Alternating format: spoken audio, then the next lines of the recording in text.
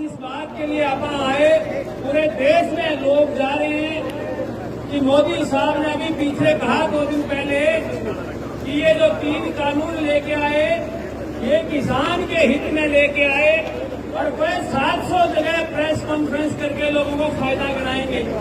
और जिस बहन जी के घर के आगे आ रहे आप, ये तुगल बहन जी भी कुछ दिन पहले कह रही थी गांव-गांव जाके कि मैं फायदे गिनाऊंगी, लोग आए मेरी सुने।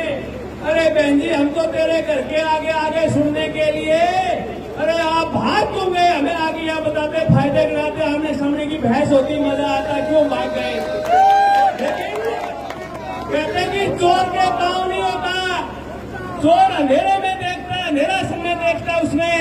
और ये बंद कमरों में बात कर रहे हैं और फिर प्रेस में स्टेटमेंट देते हैं कि हमने इतनी जगह लोगों को जागृत किया। जो लोग सड़कों पे हैं वो गुमराह लोग हैं, वो नक्सलाइट हैं, कम्युनिस्ट हैं, खालिस्तानी हैं।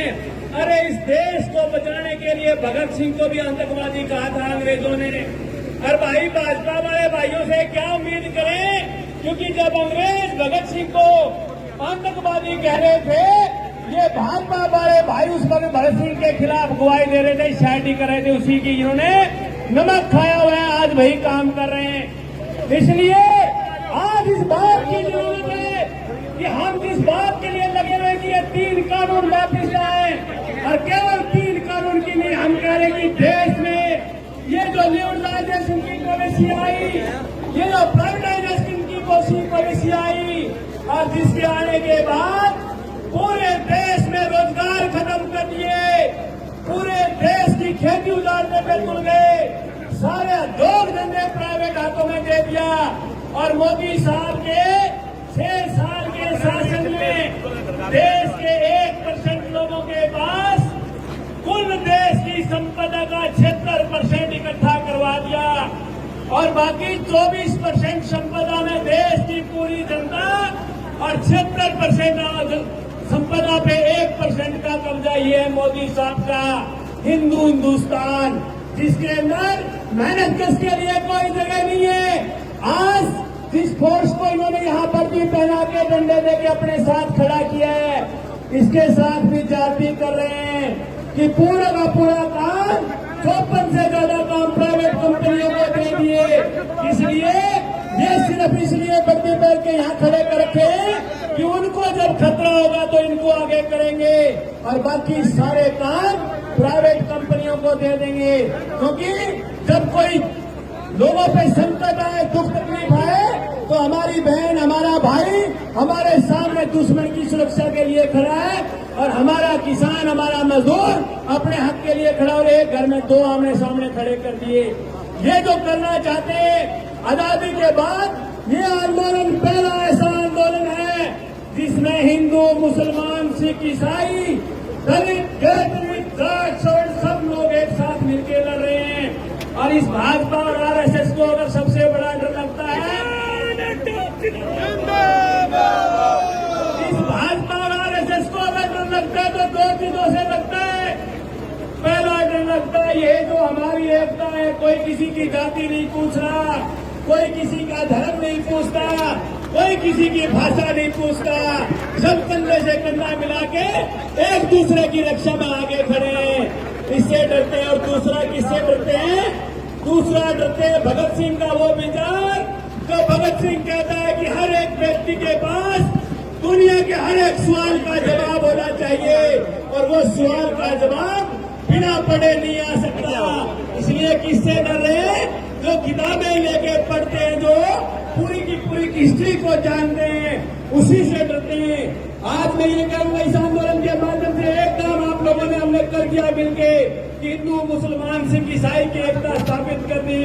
अब दूसरा काम नहीं कर दो।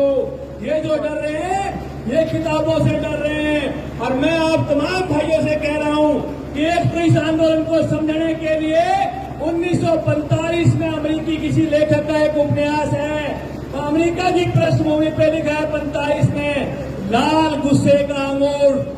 आपको ये आंदोलन चलाते चलाते उस उपन्यास को जरूर पढ़ना चाहिए कि हमारे ये मोदी साहब किस तरह से कारपोरेट की दलाली करके खेती को जाना चाहते हैं।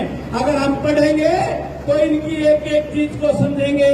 और अभी बात चल रही थी, कह रहे कि ये छड़ा है, बिल्कुल सही बात, छड़ा तो नहीं है, घर से भागा हुआ है। अपने बुजुर्ग तो कहते थे कि मोड़ मस्टंडों के लिए जंगल होते हैं, लेकिन आपने गलती करी कि मोड़ मस्टंडों को गद्दी पे बिठा दिया। और अभी एक बहन कह रही थी मिड डे मील वर्कर कि भाई जी अगर घर परिवार वाला ये होता तो घर परिवार वाला अपनी पत्नी और बच्चों से नहीं, घर की दीवारों से भी पूछता है कि मैं ये काम कर रहा हूँ अपने घर के भले का होगा कि नहीं होगा। इस मस्टंड को क्या पता जो ट्रेनों में कभी हवाई जहाजों पे भागता है, इसलिए कारपोरेट की दलाली कर रहा है। इसलिए साथियों, मैं अपनी बात को लंबा नहीं खींचूंगा, मैं सिर्फ इसी आस्था और विश्वास और अपील के साथ अपनी बात खत्म करूंगा कि भाई ये दो काम, किताब पढ़ना और संगठित होकर लड़ना, और इसके साथ साथ तीसरा काम करना पड़ेगा। 1990 के बाद से एक बार हमें पूरा का पूरा जो इनका राजनीतिक पार्टी का जो सर्कल रहा है, दंगल प्रस्ताव आने के बाद से, दंगल प्रस्ताव के ऊपर छोटी छोटी बुकलेट आपको मिल जाएंगी गांवों में खूब, उसको पढ़ें समझें, तभी ये लड़ाई आगे जाएगी। और इस लड़ाई को जीत के निकलेंगे।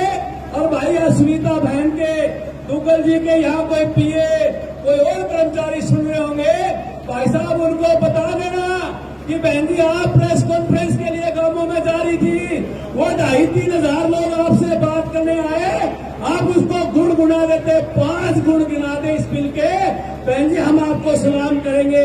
5 फायदे गिना दो, यहाँ बीच में बैठ के हम सारी जिंदगी आप साथ रहेंगे। लेकिन एक गुण भी गिनाने की हिम्मत नहीं है। क्यों? क्योंकि इसमें एक भी किसान के पक्ष का गुण नहीं है, सारा कारपोरेट का। इसलिए हमको ये कह रहे हैं साथियों से कि जब भी आप फोन पे बात करो, कह देना बहन जी भलाई इसी में ही है कि उस मोदी साहब का छोड़ के पीछा आपको घर गृहस्थी बाड़ी है, अपने बच्चों के भविष्य के लिए इस देश की किसान जनता के साथ आ गए। इसी में ही भले। आपका बहुत बहुत धन्यवाद। बहुत बहुत धन्यवाद जी। बेनती